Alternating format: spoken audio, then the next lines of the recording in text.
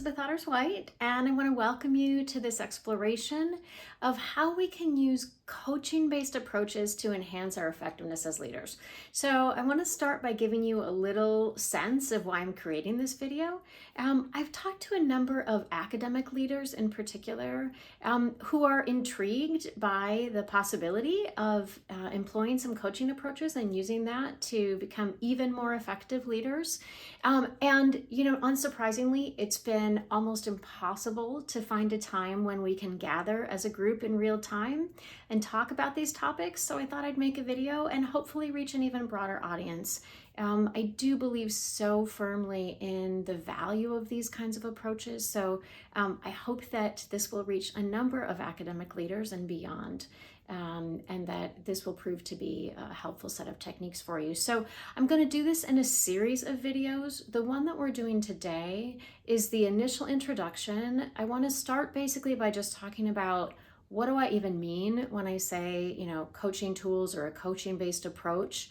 And then I want to get into when these kinds of approaches are most useful and when they may not be appropriate. In subsequent videos, we'll build on this kind of foundation by introducing a variety, hopefully, if there's interest, a variety of coaching-based tools. I will start with powerful questions, which is sort of the fundamental technique that's used in coaching, and then we'll continue from there. So before we dive into the introduction today, I just want to say that although today's topic is not about coaching leaders, but rather leaders using coaching approaches, I do want to emphasize how important and valuable I think receiving coaching is for leaders. So when I was in various leadership roles at the University of Wisconsin-Madison, I received executive coaching, and it was hugely impactful for me, not only in my path as a leader, but also I think really allowed me to do the work that I'm doing now. So I highly recommend it. As I said, it's not the focus today. However, we will be focusing on things like self-awareness, right? And noticing our own reactions to things, which is certainly connected to coaching. And also, as we continue in subsequent videos, I will try to remember to point out ways that we can use some of the techniques that I'm introducing for self-coaching as well. And I also know that a number of you who are watching this do receive coaching or have received coaching. So you can continue to just explore these techniques in a variety of ways, both for yourself and using them when you're interacting with others as a leader. So with that in mind, as I said, we're going to do two things, right? First of all, what do I even mean by coaching-based approaches? And then when do we want to use them? So let's start with what do I mean? I think coaching approaches, coaching in general, begins with this fundamental assumption that the client, or in this case, the person that you're interacting with, or it might be the group that you're interacting with, is resourceful, creative, and whole. So those are from the International Coaching Federation, the ICF.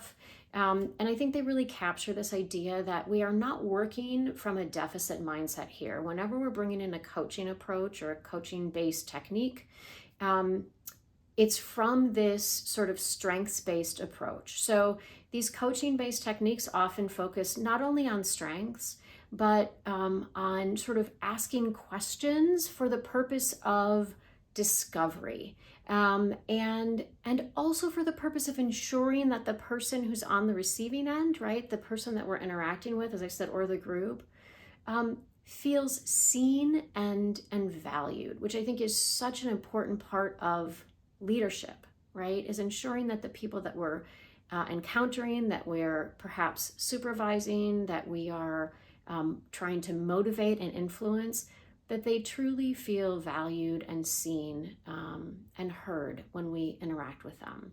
So this isn't like free, right, in a certain sense. So this all sounds great. People feel valued and it's all fantastic. There's some sort of requirements though, right, that underlie this. So coaching-based approaches require, I think, above all else, a genuine interest in the person that we're interacting with and a sincere curiosity. as I said, a lot of coaching involves asking questions. Our subsequent video is going to be all about powerful questions, what makes a question powerful, how we can use those in different contexts that are often faced by academic leaders. If we're not approaching these questions with a sense of curiosity, then we're not really employing a coaching-based technique. Additionally, it's most helpful if we have a loose attachment to the outcome. And as I mentioned up front, we're also going to talk about when these techniques are appropriate and when they're maybe less helpful. And you're probably already starting to get a sense of that, right? As I'm talking about what the techniques involve and what they require. A loose attachment to the outcome. Sometimes that will be the case for us, and sometimes it won't be, right, when we're operating as leaders. I also think it's really important that we remain aware of our own internal reactions to things. It's really important when we're acting sort of in a coaching kind of capacity. Oftentimes when we're interacting with someone, they might say something that frankly triggers us, whether it's just a little bit or a lot, right?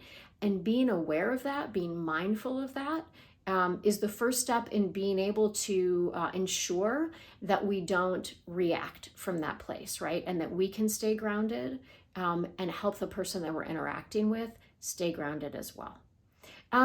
So coaching-based techniques, just a few more words about this before we talk about when they're most helpful, also often involve not only asking a lot of questions, but mirroring back, reflecting back, validating. And when we do that, using the person's language. So paying enough attention that we can pull out some of the words that they used and sort of matching their style, their cadence, right? So I imagine if you just brought to mind now the different people that you interact with professionally in your role as a leader, right? They're probably very different. They have very different ways of speaking, of operating.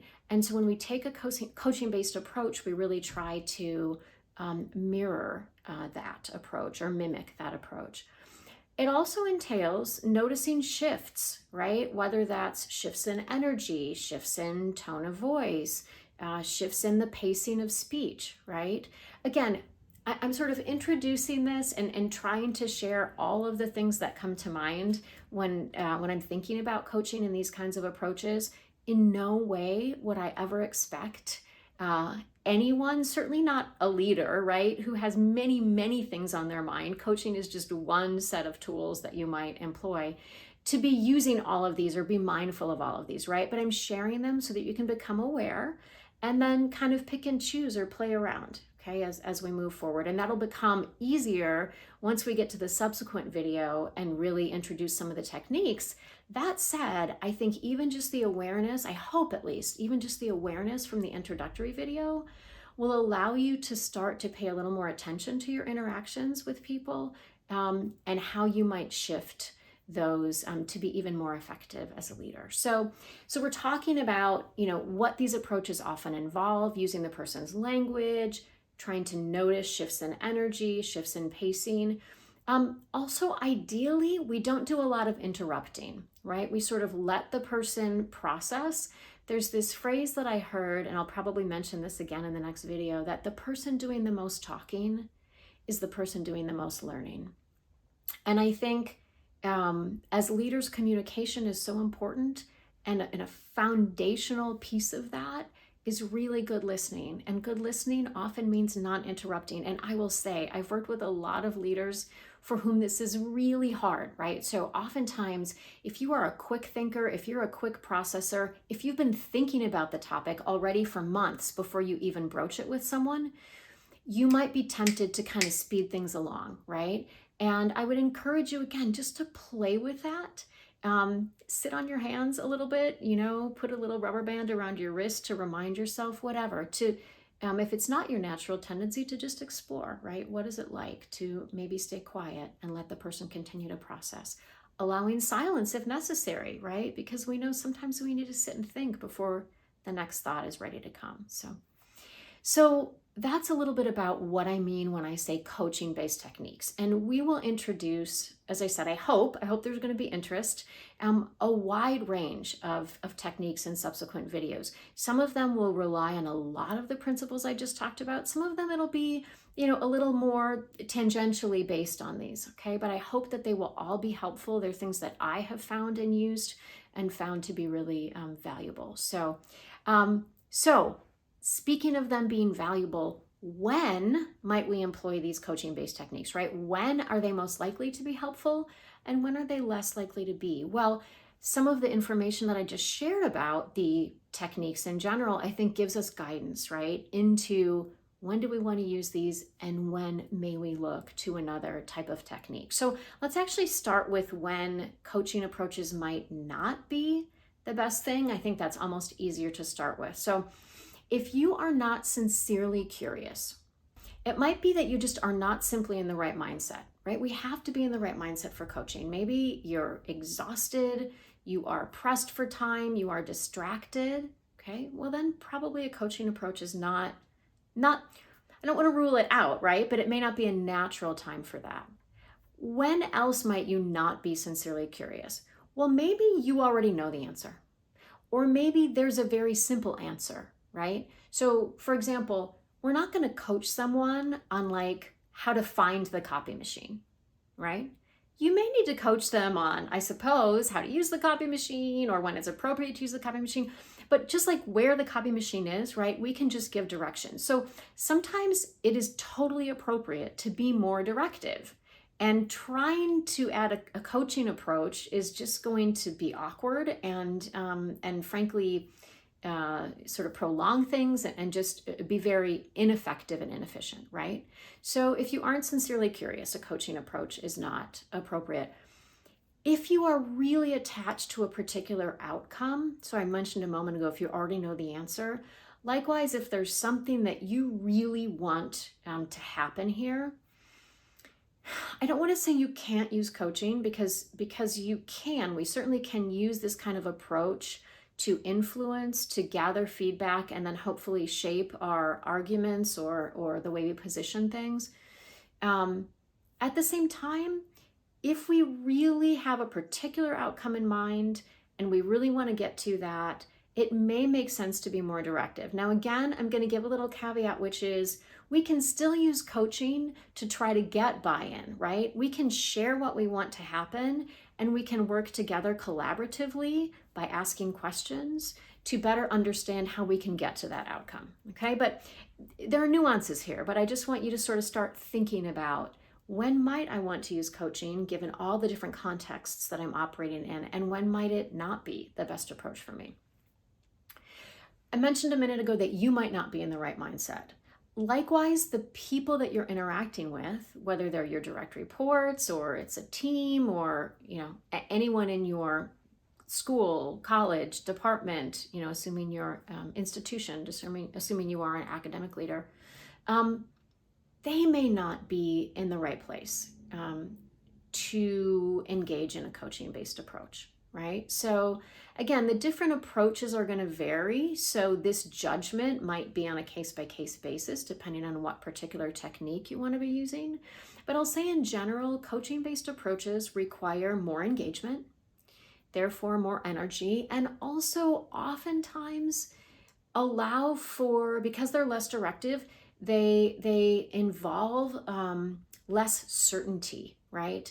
So you have to be in a mindset where you are resilient enough, right, to tolerate that kind of an approach. And sometimes groups or individuals simply are not in that space, right? So this again comes back to kind of noticing not only where we are, but where other people are, and trying to adapt our style, as you are likely already doing very often, right? A situational leadership kind of style. Coaching is the same, right? And deciding when to use these techniques and when not. So I'd like to invite you to take a moment, and I'm going to ask you to pause the video and consider a few questions, right? The first is just think about your natural style as a leader, right? And reflect a little bit on, do you tend to be on the more directive side, on the less directive side? Do you really like collaboration, or would you rather sort of be out in front? So again, I imagine you use all of these approaches. I'm just asking you to think a little bit about what comes most naturally. Um, and then likewise, think a little bit about where your team or your direct reports or the group that you're working within, trying to influence, where they are right now in their readiness for coaching. And that may vary, right? It may vary across people, just as your particular tendencies vary. But I'd like to invite you to just think about those couple of questions, and maybe even what influences those things, right? So if you want to get down into the context a little more, you can do that. So please pause the video, take a little time to reflect, and as soon as you're ready, hit play and we'll continue.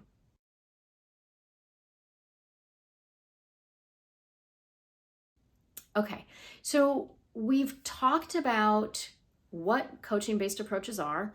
We've talked about when they might not be helpful.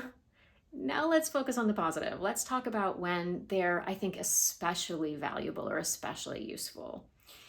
I already sort of alluded to this earlier. One is if we are seeking buy-in or ownership from others, right? So I already sort of previewed that coaching-based approaches tend to focus a lot on questions.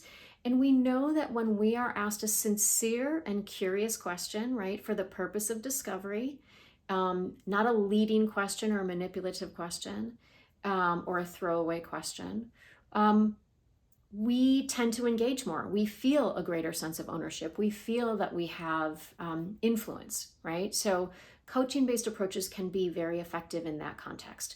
Likewise, and maybe not surprisingly, they can really help in building trust, in creating psychological safety.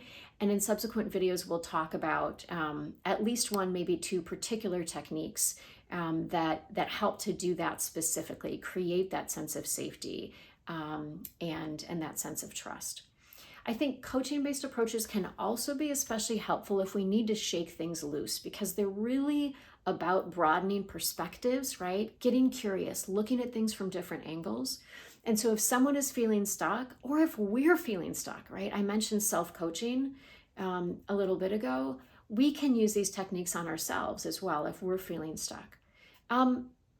One area that I think coaching-based approaches can be especially valuable, that I think is one that is like a daily, if not minute by minute, both challenge and opportunity for most academic leaders, is when you are navigating and leading change.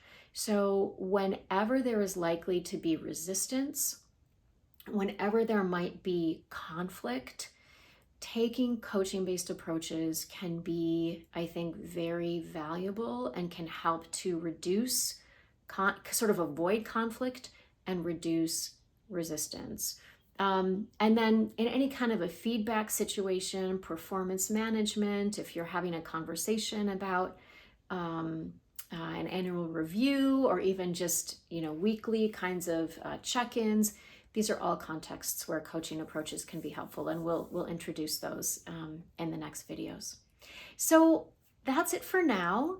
I really want to thank you for taking the time to join me here, and I'm sorry that we couldn't be doing it live. I hope this is just as valuable and also allows you to come back and watch it again and really hopefully digest it.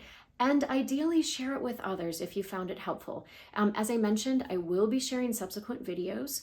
If you want to be notified when those come out, please do subscribe either to my YouTube channel or to my newsletter. I will also let people know there when the videos are coming out. And if you have questions or even thoughts on this, I would love to engage on this topic. So please put them in the comments and we can get a conversation going. Likewise, if you have thoughts about particular kinds of challenges that you're facing that you think maybe have an inkling coaching-based approaches might help with, and you'd like to see more in subsequent videos on those kinds of challenges, I'd love to hear from you. So as I said, I think that's all. Thanks again for being here. And as always, thanks for being you. Bye.